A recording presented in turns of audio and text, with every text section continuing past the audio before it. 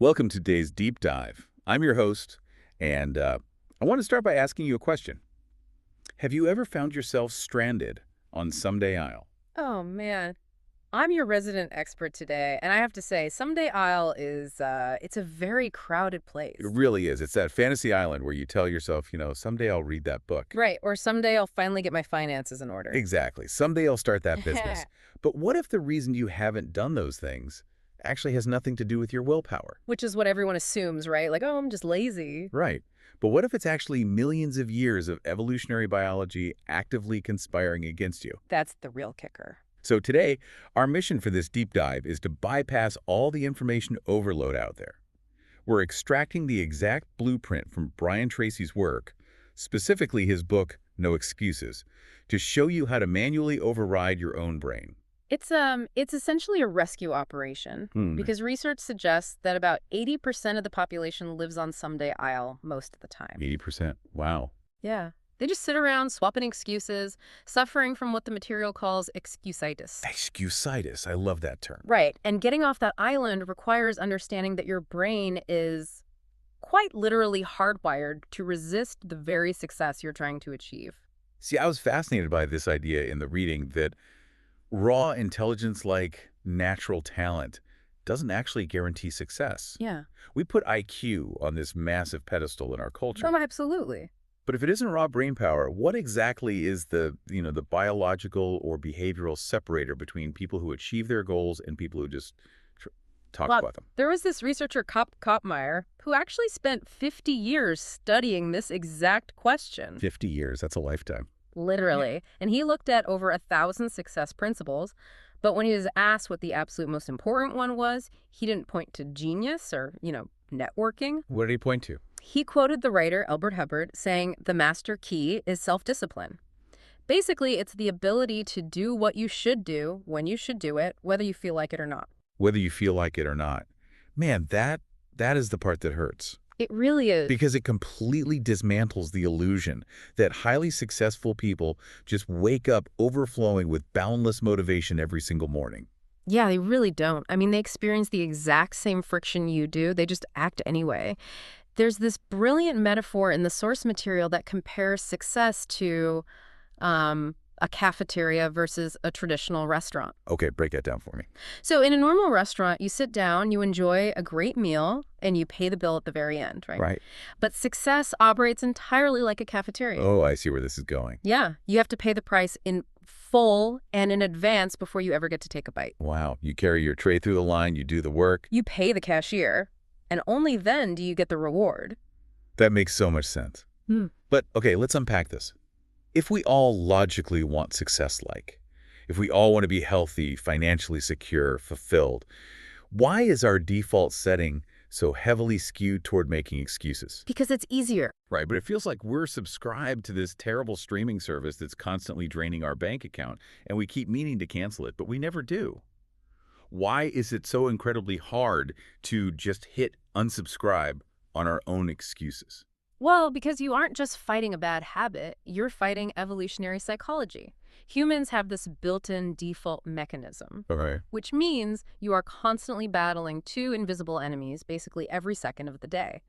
And those are the path of least resistance and the expediency factor. The expediency factor. Tell me more about that. So it's our deep-seated biological drive to seek the fastest, easiest way to get what we want right now, with absolutely zero concern for long-term consequences. So it's all about immediate gratification. Exactly. From an evolutionary standpoint, early humans didn't know if they were going to survive the week, so conserving energy and taking the immediate reward was literally a survival tactic. Oh, wow. So doing what's fun and easy today instead of what is hard and necessary for tomorrow isn't necessarily a character flaw. No, not at all. It's a survival instinct. Every minute of the day is a literal biological battle happening in your brain between short-term relief and long-term achievement. Your brain just wants to conserve energy. Yep. And making an excuse. That conserves energy perfectly. That is wild. It is the biological reality, which brings us to the most uncomfortable step in this whole process. I'm bracing myself. Once you realize your brain is working against you, you have to actively vote yourself off Someday Isle. And the moment you do that, you have this terrifying yet kind of liberating realization. That no one else is driving the boat. Exactly. You have to take the wheel. The author shares this stark anecdote that really drove this home for me. He was 21, working as a construction laborer, living in this tiny freezing apartment in the dead of winter. Yeah, that story's intense. He's sitting there at his little kitchen table, just shivering, and suddenly hits him. This is my life. No one is coming to the rescue. It's just such a heavy realization to have at 21. It's a profound shift in perspective. You're basically moving from childhood to adulthood in that moment. Because as children, we're conditioned to believe someone else is in charge. Right. Parents, teachers. The system, someone else is always responsible for fixing things when they break. But holding on to that belief into adulthood is what the text calls the fatal fallacy. The fatal fallacy. Yeah. That's the idea that, like, if we look around and see others achieving more, or maybe if we were heavily criticized growing up, we unconsciously internalize that we must be worth less than them. Yes. And that inadequacy breeds anger. And anger breeds blame. We just constantly want to point fingers. It's the economy, it's my boss, it's my childhood. Exactly. And this isn't just some mental trap. The medical reality discussed in the sources is actually pretty alarming. How so? Well, negative emotions, which always at their roots stem from blaming someone or something else, they literally make you sick. The source dives into psychosomatic illnesses. Okay, so psycho meaning mind, and soma meaning body. Yeah. Your mind is literally making your body sick. Walk me through the actual mechanism there. Like, how does blaming my boss for a missed promotion give me a physical illness? Well, uncontrolled anger and resentment trigger a constant state of fight or flight in your nervous system. Okay. So your body's just flooded with cortisol and adrenaline. And over time, that chronic stress weakens the immune system. It leads to cardiovascular issues. It causes deep inflammation. Your body breaks down because your mind refuses to let go of the role of the victim. Wow. And the material points out this double-edged sword of human intelligence. Instead of using our big, beautiful prefrontal cortex to find solutions to our problems, We use it to make excuses. yes, we use our intelligence to construct highly elaborate, bulletproof rationalizations for why our failures aren't our fault. We literally use our genius to defend our own misery. We build a fortress out of excuses. But there is an instant antidote provided in the material. Okay, I need the antidote. It's just a 3-word phrase. I am responsible. Okay, but does saying I am responsible really work instantly? Because if I'm furious at a coworker who, say, threw me under the bus just chanting I am responsible, feels a bit like toxic positivity. How does that actually stop the anger? It works because of neurology, specifically something called the law of substitution. Law of substitution. Right. Your conscious mind can only hold one thought at a time. You cannot process a thought of absolute personal responsibility and a thought of victimhood simultaneously. Oh, that's fascinating. Yeah. So the moment you say, I am responsible, you force your brain out of the emotional center, the amygdala, and into the logical center, the prefrontal cortex. Yeah. It literally neutralizes the negative emotion. So it shifts gears in your brain. Exactly. It instantly moves you from being a mental child waiting to be saved to a mental adult who assesses the reality of the situation and asks, okay, what am I going to do about it? Okay, so saying I am responsible stops the bleeding. It gets me out of the victim mindset. But, sitting in my apartment taking responsibility doesn't actually get me a promotion or build a business. Right. How do we translate that mental shift into actual forward momentum? Well, you need a highly specific destination and a map, which brings us to the architecture of achievement. There's a staggering statistic in the material, the 3% factor. The 3% factor. Yeah. Only 3% of adults have clearly written goals. And that 3% earns more than the other 97% combined. I read that and immediately wondered if the causation is backward there. Like, do they earn more because they write down their goals, or do highly successful people just happen to be the types who write things down? It's a fair question, but the data suggests the act of writing itself is the catalyst. Consider the USA Today study on New Year's resolutions mentioned in the sources. What do they find? They found that of the people who just thought about their resolutions, only 4% actually followed through. 4%? That's bleak. But of the people who took a few minutes to physically write them down, 44% succeeded. Wow. That is an 1,100% difference, purely from putting pen to paper. That leads into an analogy about homing pigeons that I found just completely fascinating. Apparently, humans are the only creatures on Earth, other than homing pigeons, that possess a biologically instinctive goal-seeking mechanism. It's incredible. You can put a homing pigeon in a cage, cover it, drive 1,000 miles in literally any direction, let it out, and it will just fly straight home. Humans operate the exact same way, but with one crucial difference. The pigeon instinctively knows its destination. Humans have to deliberately program the destination into their minds. Okay, so we have to give it the coordinates. Exactly. Once you do, your subconscious works exactly like that pigeon. It will guide you unerringly toward your target. I hear that homing pigeon analogy, and I love it, but it feels a bit, I don't know, overly optimistic. Like, what happens when you know your destination, say, financial independence, or a massive career pivot, but you are staring at a blank wall regarding how to actually get there? Doesn't that lack of a roadmap just trigger paralysis? That's the beauty of how the brain works. We are what biologists call teleological organisms. Break down teleological for me. It means we are purpose-driven by design. Think of it like a heat-seeking missile. Okay. The missile doesn't need to know the exact path it will take through the air before it launches. It only needs the target's coordinates. Once it's fired, its internal guidance system constantly course corrects based on feedback. Oh, I see. The human brain's success mechanism is triggered purely by the what. You do not need to know the how right away. The how reveals itself once the what is locked in. So how do we lock it in? The text recommends a really specific exercise, the 10-goal magic wand method. Right, I saw this. You write down 10 goals for the next year. Yep. Then you imagine you have a magic wand that can guarantee success for just one of those goals within 24 hours. And you ask yourself, which one goal would have the greatest positive impact on my life right now? And then you circle that one goal.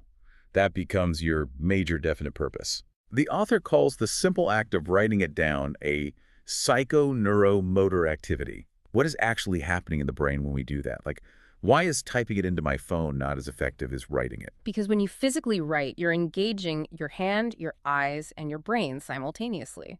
This multisensory engagement heavily activates your reticular activating system, or RAS. RAS, what does that do? Your RAS is basically the filter in your brain that decides what information gets through to your conscious mind. By physically writing the goal, you are programming that filter. Oh, so it's telling your brain what to look for. Yes.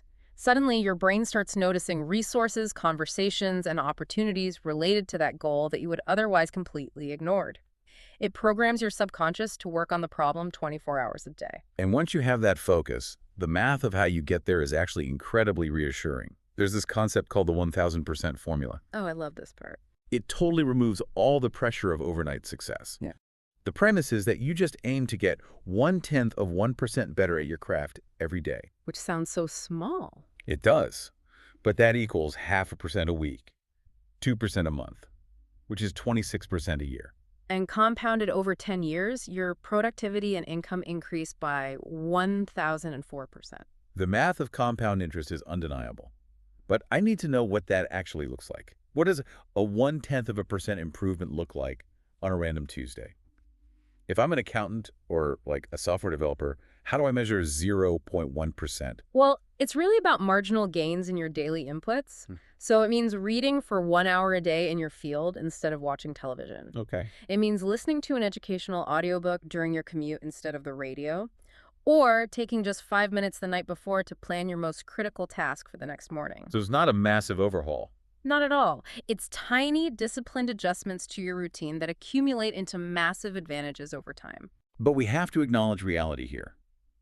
Moving toward those written goals, even just a fraction of a percent a day, is not a frictionless journey. Definitely not. You're going to hit internal roadblocks, like fear, and external roadblocks, like a chaotic workplace. Let's start with the internal. Fear of failure and fear of rejection can completely paralyze that progress. Yeah, fear triggers that deer-in-the-headlights physical reaction. But the sources provide a really counterintuitive strategy, especially for sales professionals, or really anyone facing rejection. They call it the 100-call method. Right. The strategy is to go out and make 100 calls or pitches as fast as humanly possible, with the explicit goal of not caring if you get a single yes. You completely detach from the outcome. The only metric of success is how fast you can collect 100 no's. It's essentially psychological exposure therapy. It's not about magically becoming fearless. It's about exposing yourself to the rejection so frequently that the fear literally gets bored and leaves. You desensitize your amygdala. Yes. And this leads into a fascinating psychological reality about how our fears are actually structured. Psychologists have found that feels are bundled together on the same subconscious circuits. What do you mean by bundled? Think of it like a cluster of wires in a computer. The fear of rejection is heavily wired to the fear of public speaking, which is wired to the fear of criticism. Oh, interesting. The brain groups them together because they all relate to social standing and vulnerability. So if I tackle one, does it affect the others? Dramatically. If you discipline yourself to tackle one specific fear, say, by joining a group like Toastmasters and facing the fear of public speaking every week, you don't just become a better speaker. What else happens? Your fear of rejection in sales or your fear of asking for a raise magically diminishes too. You cut the main wire and the whole bundle loses its power. That is incredibly empowering. It means you don't have to fight a war on 10 fronts. You just have to pick the biggest fear and attack it. Yeah. And for those vague, midnight anxieties that keep us awake, the text offers the disaster report. The disaster report is great. It's a 4-step worry buster. Walk us through it. Step 1. Clearly define what you were worried about in writing. Step 2. Identify the absolute worst-case scenario. Okay. Step 3. Resolve to accept that worst-case scenario if it happens. And step 4. Immediately begin working to improve upon the worst. Let's ground that in reality. Say you are terrified of losing a major client. Step 1. I might lose the Smith account. Step 2. The worst case. I lose the account, my revenue drops 20%, and I have to cut back on expenses. Right. And then step 3, acceptance. If that happens, I won't die. I'll reduce my budget and survive. The moment you accept the worst, the anxiety just dissipates. And step 4. I'm going to call the Smith account right now and offer them a free audit to secure the relationship. You stop denying the fear and start outworking it. Exactly, which perfectly transitions to overcoming those external roadblocks at work. Once you've conquered the internal fear, you have to conquer the external distractions. And the data here is staggering. The average employee wastes 50% of their working time. 50%. That's unbelievable. Chatting, checking notifications, researching things that just don't matter. It is an avalanche of wasted time. And then the individual panics because deadlines are looming, which just creates more stress. To combat this, the material highlights the law of 3. The law of 3. Yeah. It states that if you list everything you do in a week, there are 3 primary tasks, just 3, that contribute 90% of your ultimate value to your organization. Everything else is support, administration, or just procrastination disguised as work. Wait, if I tell my boss I'm only doing 3 tasks from now on because of the law of 3, I am absolutely going to get fired? Yeah. How does this actually work in a modern, chaotic corporate environment where I'm expected to answer 50 emails a day and attend, pointless meetings? Well, it doesn't mean you ignore the other tasks entirely. It means you ruthlessly prioritize the time and energy you allocate to the big 3. Okay, that makes more sense. If you're a sales manager, your top 3 might be prospecting, presenting, and closing. Replying to internal HR emails is necessary, sure, but it does not contribute to your 90% value. The discipline is doing the big 3 first, when your energy is highest, and badging the trivial tasks for later. And to keep yourself focused on those top 3, there's a mental game the author suggests called the Secret Survey. Oh, this is a brilliant hack. You behave every single day as if management is secretly conducting a company-wide survey, asking everyone to rank who works the hardest. And your goal is to win that secret survey. Imagine how differently you would walk through the office if you thought you were being secretly graded on your work ethic that specific day. You certainly wouldn't be standing around the coffee machine for 20 minutes complaining about the weather. No. You'd put your head down and work all the time you are at work. That is the essence of workplace discipline. It's constantly separating the relevant from the irrelevant. And the payoff is exponential. The top 20% of people in any field earn 80% of the rewards, entirely because they have the discipline to protect their time and focus on high-value tasks. All right, let's pull all of this together and summarize the ultimate shortcut we've extracted from this material. First, you have to recognize the biological pull of the expediency factor and manually vote yourself off someday aisle. Right. Second, whenever you feel the urge to blame someone else, interrupt your amygdala by repeating "I am responsible" to become a mental adult. Crucial step. Third, physically write down your goals to program your reticular activating system. Basically activate your inner homing pigeon. And fourth, invest in marginal gains. Focus on that 1,000% formula by getting a fraction of a percent better every day and tackling your bundled fears. The grand takeaway here is that self-discipline is not a punishment. It's very easy to view discipline as self-deprivation. Oh, totally. But in reality, it is the ultimate tool for personal freedom. Every single time you discipline yourself to do what is hard and necessary, your self-esteem and your personal pride literally soar. It is the master key that unlocks everything else you want. It's the cafeteria, and you're choosing to pay in advance. Beautifully said. Which leaves us with one final thought to mull over. The text warns about the law of perverse consequences. It basically states that seeking short-term, immediate gratification often results in the exact opposite of what you actually want long-term. It's like eating dessert before dinner. Exactly. It feels great for 5 minutes, but it completely ruins your appetite for the nutrients you actually need to build muscle and stay healthy. So think about your own life right now, today. What is one dessert you are consistently eating before dinner? What is a short-term comfort you're indulging in today that is actively starving your future self of the success you actually want? That is a question worth answering. Thanks for joining us on this deep dive. We'll see you next time.